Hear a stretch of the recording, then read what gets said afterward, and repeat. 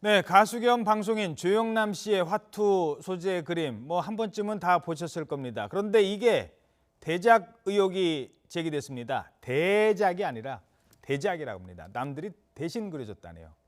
검찰이 수사에 착수했습니다. 검찰은 조 씨의 소속사 그리고 갤러리를 압수수색했고 압수물 분석 작업 벌이고 있습니다. 최재민 기자가 보도합니다. 가수 겸 방송인 조영남 씨의 화투 그림이 대작 의혹에 휩싸였습니다. 이름이 알려지지 않은 화가가 그림을 대신 그려줬다는 의혹입니다. 검찰은 법원으로부터 압수수색 영장을 발부받아 조 씨의 갤러리와 소속사를 압수수색했습니다. 조 씨는 지난 2009년부터 A 씨에게 한 점에 10만 원 안팎의 돈을 주고 그림을 그리게 한 뒤 전시하고 판매한 혐의를 받고 있습니다. A 씨는 화투 그림을 중심으로 조 씨의 작품의 90%가량을 그려주면 조 씨가 나머지를 덧칠하고 서명한 뒤 작품을 발표했다고 주장했습니다. 이런 방식으로 2009년부터 올해 3월까지 300여 점의 그림을 그려줬다는 겁니다. A 씨는 조 씨가 필요한 주제의 작품을 의뢰하면 해당 작품을 똑같이 여러 점을 그려서 전달한 것으로 전해졌습니다. A 씨는 조영남 씨의 매니저와 작품을 두고 휴대전화 문자를 주고받았다고 주장하며 메시지 내용도 공개했습니다. 대화 내용에는 그림을 찍은 사진과 함께 20호로 2개 부탁한다는 내용도 담겼습니다. 조영남 씨는 지난해 방송에서 자신의 그림이 1,000만 원에서 2천만 원 가량 한다고 밝히기도 했습니다. 조영남 씨 매니저는 지인을 통해 알게 된 A 씨에게 그림 일부를 맡긴 것은 사실이나 A 씨의 도움을 받은 그림은 한 점도 판매하지 않았다고 주장했습니다. 검찰은 압수물 분석 작업을 마치는 대로 조영남 씨의 소환 여부를 결정할 방침입니다. YTN 최재민입니다. 네, 근데 조영남 씨가요 최근에 이 작품전도 열고 그랬다고 합니다.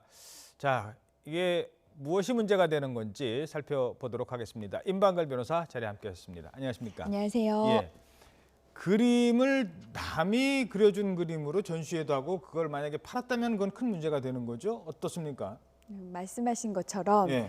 남이 그림을 내가 그린 그림이다라고 판매하고 거기에 대해서 이득을 취했다면은 그 형법상 사기죄가 그렇죠. 성립을 합니다. 예. 근데 지금 조영남 씨의 해명을 들어보면 해명은?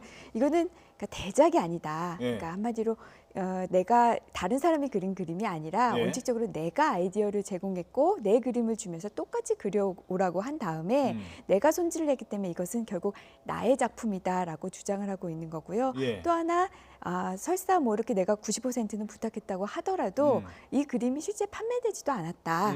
그러니까 상당수의 그림을 대신 그려달라고는 했지만 판매된 그림도 없다. 그러니 나는 어떤 죄가 없다라는 식의 그 해명을 하고 있습니다. 우선 사기죄가 성립하려면 첫 번째 이게 대작이라고 볼 수 있느냐라는 건데요. 그렇죠. 그 부분을 근데 따져야죠. 지금 조영남 씨 같은 경우에는 지금 관행상 다들 이렇게 화가들은 조수를 두고 있다라는 거를 이제 전제로 깔면서 관행상 조수가 있다. 네, 관행상 조수가 있다. 그리고 어쨌든 내가 다 시키는 대로만 이 사람은 다 그렸기 때문에 이건 대작이라고는 볼 수는 없다. 내가 주도가 됐다라고 얘기를 하는데요. 우선 작품의 좀 성질을 봐야 될 것 같아요. 예. 미술 작품 중에서는 자신이 아이디어만 제공해도 자신의 것으로 될 수 있는 그런 미술 작품도 있지만 설치 미술이나 이런 것들. 그렇죠. 그러나 조영남 씨의 조영남 씨의 작품은 기본적으로 그냥 전형적인 회화 작품으로 그렇죠. 보이거든요. 이거는 본인이 90%를 그리고 나머지 바탕을 조수를 시킨다든지 이런 식으로 본인이 주가 돼야 되는데 오히려 90%를 다른 사람이 다른 곳에서 그려준 걸 예. 본인이 갖고 와서 덧칠만해서 색칠했다고 하면 아마 미술계에 종사하는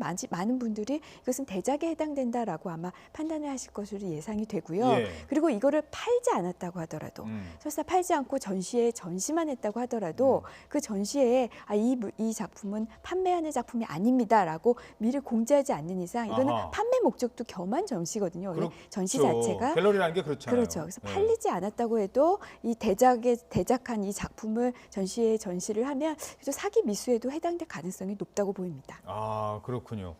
이게 조영남 씨 작품이 1,000만 원이 넘는다고 그래요? 네, 지금 한 아까 점당 그 대작료로 한 점당 10만 원에서 20만 원의 비용을 줬다고 하는데요. 판매는 1,000만 원에서 2천만 원이니까 예. 거의 100배의 예. 그 이득을 중간에 올린 게 되죠. 예, 그런 점들이 이제 명확하게 좀 밝혀져야 될 것 같습니다.